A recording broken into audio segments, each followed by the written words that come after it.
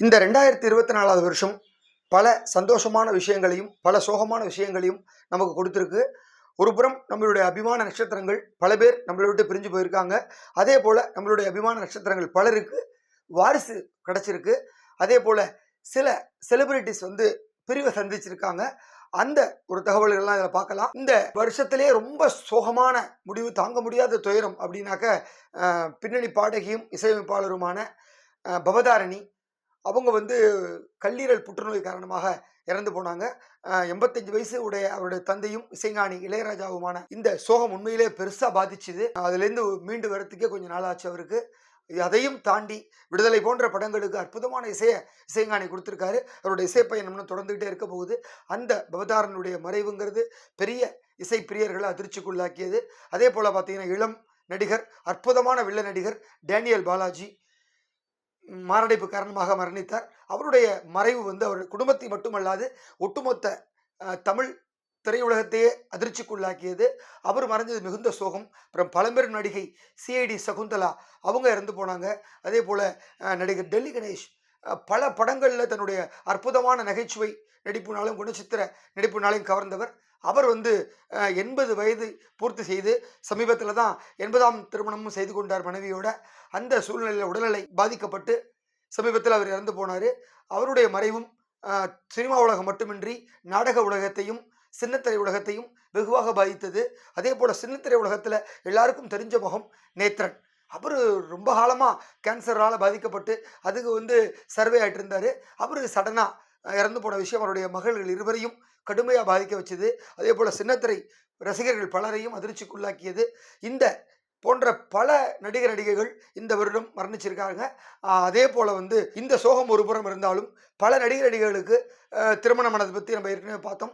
அதில் சில பேருக்கு குழந்தையும் பிறந்திருந்தது. அந்த மாதிரியான ஒரு மகிழ்ச்சியான வாரிசு பெற்ற தம்பதின்னு பார்த்தா நம்ம தீபிகா படுகோனே, ரன்வீர் சிங் பாலிவுட் தம்பதி. அவங்களுக்கு அழகான பெண் குழந்தை பிறந்தது. அந்த பெண் குழந்தைக்கு துவான்னு பேர் வச்சு அந்த புகைப்படங்கள்லாம் சோசியல் மீடியாவில் போட்டு தன்னுடைய மகிழ்ச்சிகளை தெரிவிச்சிட்டு இருக்காங்க. அதற்கடுத்து பார்த்தீங்கன்னா, நடிகை அமலா பால், தொழிலதிபர் ஜெகத் தேசாய் அவங்களுக்கு அழகான ஆண் குழந்தை பிறந்தது. அந்த குழந்தையுடைய புகைப்படத்தை ஒரு 3 மாத காலம் வெளியிலே காட்டாமல் வச்சுருந்த அமலா பால் சடனாக இன்ஸ்டாவில் போட ஆரம்பித்தாங்க குழந்தையோட ஃபோட்டோஸை. இப்போ ரெகுலராக குழந்தையோட புகைப்படங்களை பதிவிட்டு தன்னுடைய அற்புதமான மகிழ்ச்சியை தெரிவிச்சுட்டு வந்துட்டு இருக்காங்க. அடுத்து பார்த்தீங்கன்னாக்க 13 ஆண்டு காலம் குழந்தையே இல்லாமல் ரொம்ப கஷ்டப்பட்டு வந்த நடிகை வித்யா பிரதீப் 13 ஆண்டுகளுக்கு பிறகு அழகான ஆண் குழந்தை பிறந்திருக்கு. அவங்க ரொம்ப மகிழ்ச்சியாக லைஃப்பை லீட் பண்ணிட்டு இருக்காங்க. இந்த மாதிரியான ஒரு மகிழ்ச்சிகரமான விஷயமும் இந்த 2024 கிடைச்சிருக்கு. இதெல்லாம் ஒரு புறம் இருந்தாலும் பல நட்சத்திரங்கள் தங்களுடைய மனைவியிடமிருந்து பிரிவ வேண்டியிருக்காங்க. அப்படி முக்கியமான தம்பதின்னு பார்த்தா தனுஷ் அண்ட் ஐஸ்வர்யா. ஸோ அவங்களுடைய பிரிவு தமிழ் திரையுலகத்தை மிகுந்த அதிர்ச்சிக்குள்ளாக்கியது. ரொம்ப நாளாக கோர்ட்டில் ஹியரிங் நடந்துகிட்டே இருந்தது. சமீபத்தில் கோர்ட் அவங்க 2 பேருக்கும் விவாகரத்து வழங்கி தீர்ப்பளித்தது. அதுக்கப்புறம் பார்த்தீங்கன்னா, யாருமே எதிர்பார்க்காத வகையில் இசையமைப்பாளரும் நடிகருமான ஜிவி பிரகாஷ் அவருடைய மனைவி பாடகி சைந்தவி அவங்க பிரிவதா அறிவிச்சாங்க. கோர்ட்டுக்கும் பிரிவு வேண்டி அப்ளை பண்ணியிருக்காங்க. சமீபத்தில் கோர்ட்டில் அவங்க 2 பேரையும் மனம் விட்டு பேச சொல்லி ஒரு அறிவுரைலாம் கொடுத்துருக்காங்க.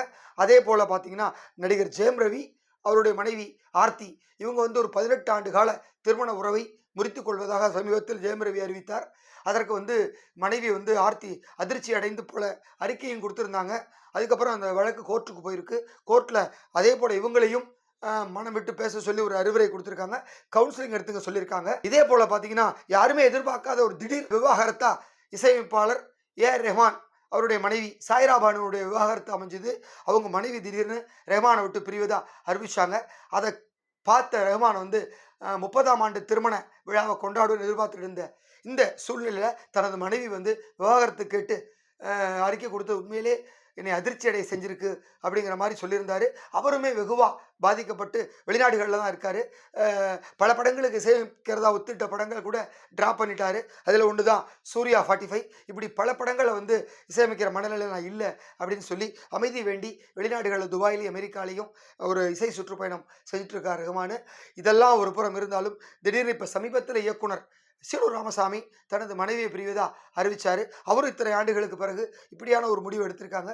ஸோ இதே போல் பல செலிபிரிட்டிஸ் விவாகரத்து வேண்டி இந்த ஆண்டு நீதிமன்றம் நாடியது பல சினிமா ரசிகர்களை அதிர்ச்சிக்குள்ளாக்கியது.